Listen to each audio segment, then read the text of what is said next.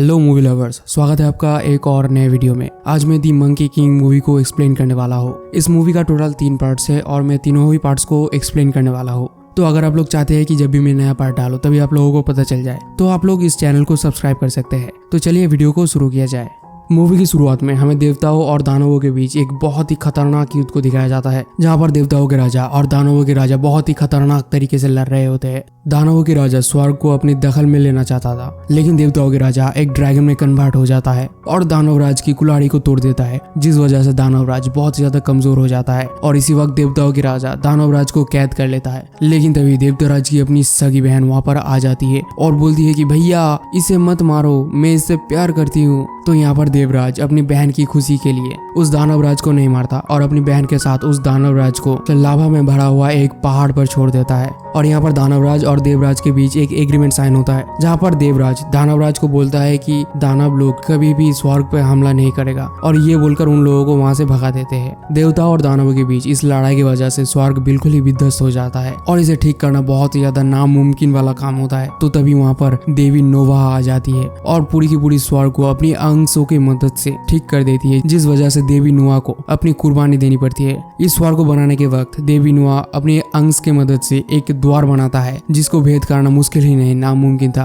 और ये सब करते वक्त देवी नोवा की एक अंश टूटकर पृथ्वी पर गिर जाता है और वो पृथ्वी पर एक भ्रूण की जन्म देता है, जो बाद में जाकर एक बंदर में कन्वर्ट हो जाता है। वो बंदर का भ्रूण एक कांच की दीवार के अंदर बड़ा होते रहता है। कुछ दिनों बाद वहाँ पर एक लोमड़ी की बच्ची आती है और वो आकर उस कांच की दीवार को टच कर लेती है, और तभी वहाँ पर एक काला साया आकर उस लोमड़ी को उड़ा कर ले जाता है। और ये सब कुछ वो बंदर कांच के अंदर से देख रहा था। अब हमें कुछ समय बाद की सीन को दिखाया जाता है, जहाँ पर हम देखते हैं कि वो बंदर अब बड़ा हो चुका है और बहुत ज्यादा फुर्तीला और शरारती भी हो चुका है। वो इधर उधर हर वक्त उछल कूद करते रहता है और उसके थोड़े बहुत दोस्त भी है जो उसी पहाड़ी पर रहते हैं। तो उछल कूद करते करते वो बंदर एक तितली को पकड़ने की कोशिश करता है और उस तितली को पकड़ने के बाद ही वो नीचे गिर जाता है। उसके सारे बंदर दोस्त ये सोच रहे होता है कि शायद ये बंदर मर गया है, लेकिन वो दोबारा से उठ जाता है। यहाँ पर वो देखता है कि वो तितली जिसको उसने पकड़ा था वो यहाँ पर मर चुकी है, जो देखकर मंकी थोड़ा सा उदास होता है। लेकिन तभी वहाँ पर एक बूढ़ा आदमी आ जाता है और वो मंकी को थोड़ा बहुत ज्ञान पिलाने लगता है, और फिर वो मंकी को बोलता है कि चलो मेरे साथ चलो, और एक पंछी में कन्वर्ट होकर मंकी किंग को अपनी पीठ पे बिठाकर कहीं तो लेकर चला जाता है।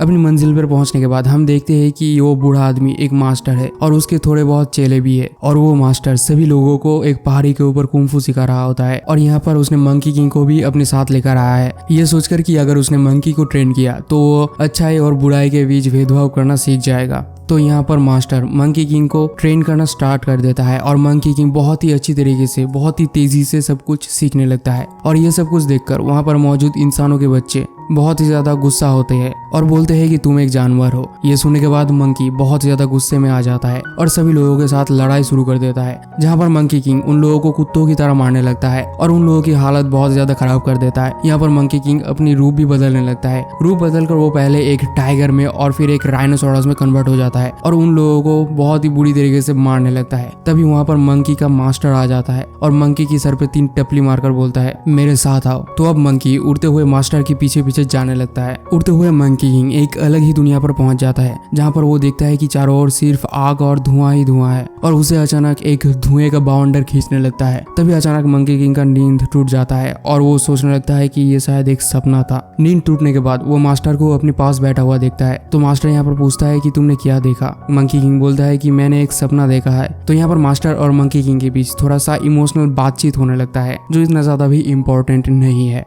तो यहाँ पर मास्टर बोलता है कि यहाँ से तुम्हारा रास्ता अलग और मेरा रास्ता अलग, जाओ तुम अपना जिंदगी ऐश करो। लेकिन ये सुनने के बाद मंकी किंग थोड़ा सा उदास हो जाता है और वो मास्टर को छोड़कर जाने के लिए नहीं चाहता, लेकिन फिर भी वो मास्टर की सर पे 3 टपली मारकर वहाँ से भाग जाता है। दूसरी तरफ हमें जंग जियान को दिखाया जाता है, जो कि स्वर्ग का चौकीदार है, और वो दानवराज के पास आया था स्वर्ग के साथ गद्दारी करने के लिए। दानवराज यहाँ पर उसे बहला फुसलाकर अपनी साइड पर ले लेता है और बोलता है कि दानव लोग स्वर्ग में हमला करने वाले है। यहाँ पर जंग जियान बोलता है कि दक्षिणी द्वार को तोड़ना मुश्किल है, नामुमकिन है, लेकिन दानवराज बोलता है कि हमारे पास एक हथियार है जो दक्षिणी द्वार को बहुत ही आसानी से तोड़ सकता है। यहाँ पर दानवराज मंकी किंग के बारे में ही बात कर रहा था। अब हमें मंकी किंग को दिखाया जाता है जो मास्टर के पास से निकलने के बाद सीधा चला जाता है अपनी दोस्तों के पास। वहां पर जाके वो देखता है कि एक डीमन उसके दोस्तों के पीछे पड़ा हुआ था। तो यहाँ पर मंकी किंग आकर बहुत ही आसानी से उस डीमन की टुकड़े टुकड़े कर देता है और वो देखता है कि सभी की सभी टुकड़े एक एक करके एक डीमन में बदल जाता है और वो सब डीमन टुकड़े मंकी किंग को देखकर वहां से भाग जाता है।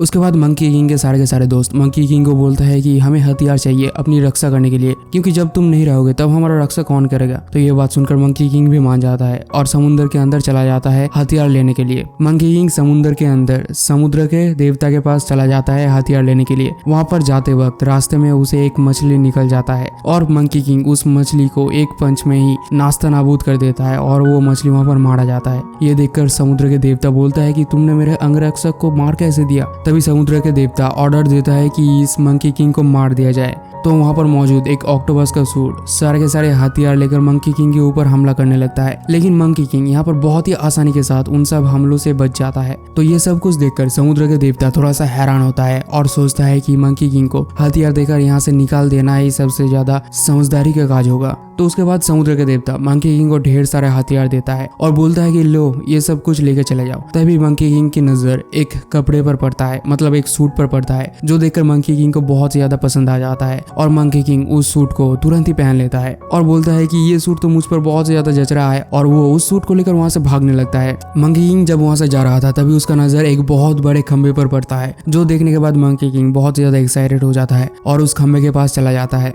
ये देखकर समुद्र देवता बहुत ज्यादा पैनिक करने लगता है और बोलता है कि वहां पर मत जाओ, लेकिन मंकी किंग वहां पर चला जाता है और पूछता है कि ये क्या चीज है। तो समुद्र देवता मंकी किंग को बोलता है कि ये चीज समुद्र को शांत रखने का काम करता है और इसे कोई भी नहीं उठा सकता। तो मंकी किंग यहाँ पर अपनी शक्ति का प्रदर्शन करने लगता है और उस पिलर को उठाने लगता है। ये देखकर समुद्र देवता सोचता है कि इसे ये भी नहीं उठा सकता, लेकिन मंकी किंग यहाँ पर बहुत ही आसानी के साथ उस पिलर को उठा लेता है, जो देखकर वहां पर मौजूद सभी लोग बहुत ज्यादा हैरान होता है। लेकिन उस पिलर को उठाने की वजह से समुद्र के अंदर एक बहुत ही बड़ा भयानक बवंडर आ जाता है, जिस वजह से चारों ओर तहस नहस होने लगता है और समुद्र के अंदर एक बहुत ही ऊंची सुनामी आने लगता है और वो सुनामी सीधा उसी तरफ जाता है जिस तरफ राक्षस रहते हैं और उस पहाड़ पर वो सुनामी गिरने ही वाला होता है। लेकिन यहाँ पर दैत्यराज और उसकी पत्नी मिलकर उस सुनामी को जैसे तैसे करके रोक लेते हैं। यह देखकर एक बूढ़ी औरत जो कि भविष्यवाणी करता है वो बोलता है कि ये रहा दूसरा लक्षण देवताओं के ऊपर राज करने का। दूसरी तरफ दैत्यराज उसी लोमड़ी को एक मिशन देता है जहाँ पर वो बोलता है कि तुम्हें मंकी किंग को अपनी प्यार में फंसाना होगा, जिस वजह से वो लोमड़ी चला जाता है मंकी किंग की टेरिटरी के अंदर। वहां पर जाके मंकी किंग के सभी दोस्त मिलकर उन सभी को बंदी बना लेते हैं